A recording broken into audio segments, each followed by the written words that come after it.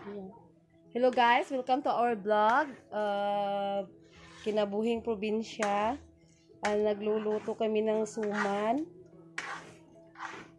Kasama ko ang mother-in-law ko. Video ni ma. Paano ba tayo gasukar ma? Gata at saka katong pilit malagkit rice. Ayan. Gata at saka malagkit rice na halo na siya. Ganito kami magluto ng suman dito sa Bohol.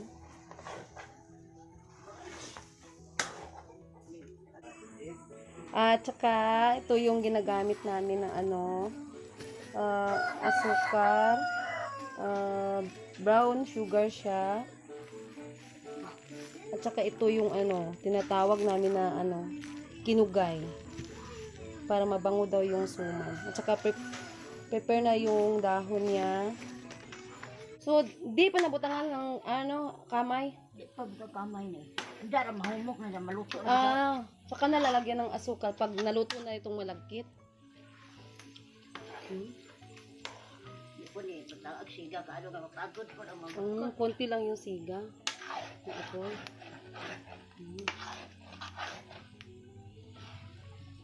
Ayan. Hindi pa. Look ko, kay basig mga hilaw. Ikan na hilaw.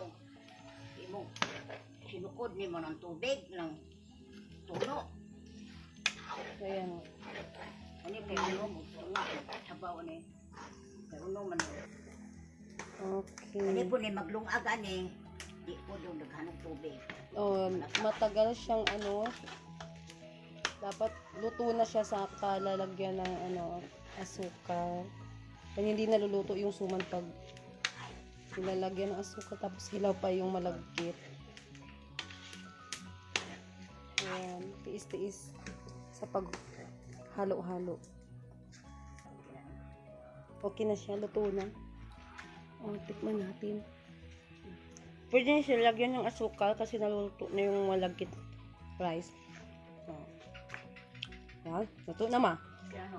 Okay na. Ato, ang galing naman ang nila ginagamit nila pang ng lubi. Ang niyog ang galing naman ng nila ginagawang pangkagod ng lubi. Pwedeng maging upuan. Ayan. Ang galing. Ayan. Takpan na lang. Pwede ng upuan. Yan.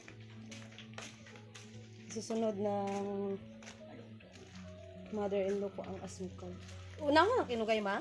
Pero pa ni kang malanay, kaya na itibugon man eh. Nahon ito na ay mga ibugon na doon si Chloe mga kinugay. Mga kinubugon o. Ay, makasamot. Ay, ngayon na. So brown sugar. Ayan. Dapat mahina lang yung apoy. Ayan. Dapat matyaga ka naghahalo-halo kasi malakit rice. Masakit sa braso. Oo. Hindi na siya na uy. Tara. Nagme-melt na yung sugar. Ayan. Ilang asukal rin ma? Ilang kilo? Isang kilo ang 2 kilo ginamit asukal? isang kilo tunga. 1 kilo pala. Di na gani maurot ng tunga kay balansi naman ni kay ang isang kilo kay ang 2 kilo isang kilo kamay. Da kay sobra man ni salmon. Unong tunga. Wala na yun. Nag-melt na yung sugar niya. Mahirap gawin pero mas masarap pag ganitong suman kasi matagal siya nakapanis. Ayan.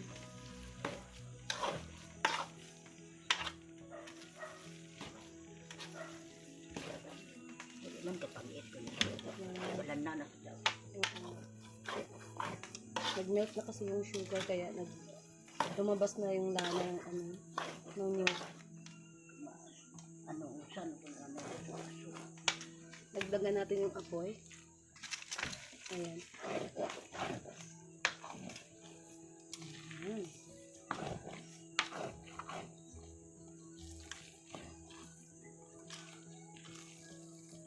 Halo lang ng halo. Kasi may maputi pa yung iba sa ilalim. Ayan.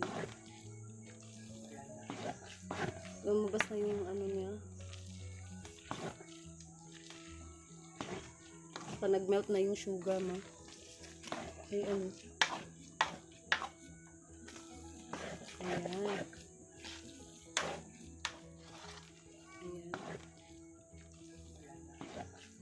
Lumabas na yung ano niya. Pa nag-melt na yung sugar ma. Ay ano. Ayan. Hindi na wapin ma? Isa? Tamis na na? Kailan na eh. Oo. Kulang pa. Kaya sa kilo. So, idadagdag yung isang Ako 1/4. Ayan. Mix na siya. Brown ng kulay.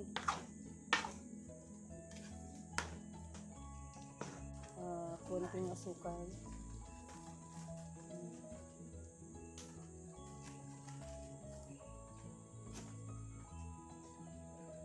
Halo ng halo. Oo.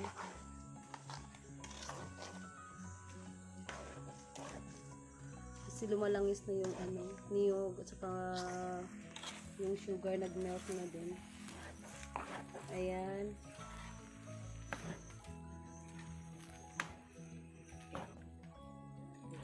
Ganun na.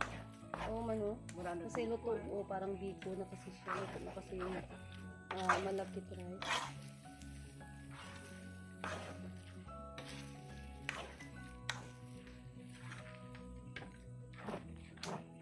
Ayan. So, pusto na siya dayon. Kay mo taod-taod. Taon-taon. Kaya mula na man sila mula naman. Pero dapat mo dyan na ibalot kay hindi mo gahi. Maglisod naman po tag dikit na kung gahi na. Wala mo na doon. Ayan. Prepare na kami para sa pambalot ng suman. Ayan. Ready na? Magsa-start na akong magbalot ng suman. Ito. Isang kutsara.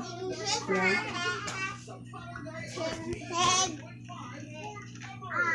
Ayan.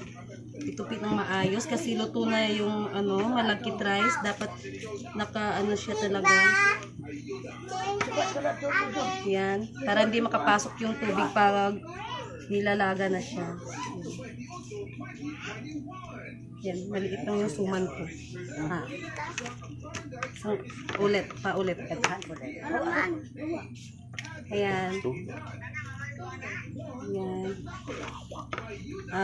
Sige.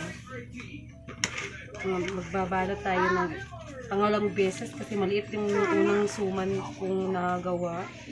So, itutupi talaga siya ng yung mahigpit. Kasi luto na yung malagkit rice eh.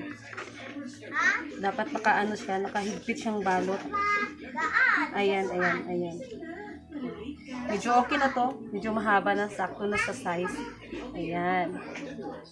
Okay. Maliit yung isa. Ito, sakto lang to. Okay. Tapos ito isa. Ubusin na lang natin to. Tapos pagkatapos ng mabalot, ilalaga na siya ng dahan-dahan. Mahinang apoy lang siya pag nilalaga na siya. Yan, higpit siyang dapat mahigpit siya kasi luto na yung malagkit rice. Yan. Tapos, yan. Ito, itatali natin. Manong-mano talagang itatali. Para paglaga niya, hindi siya mapasok ng tubig. Ayan.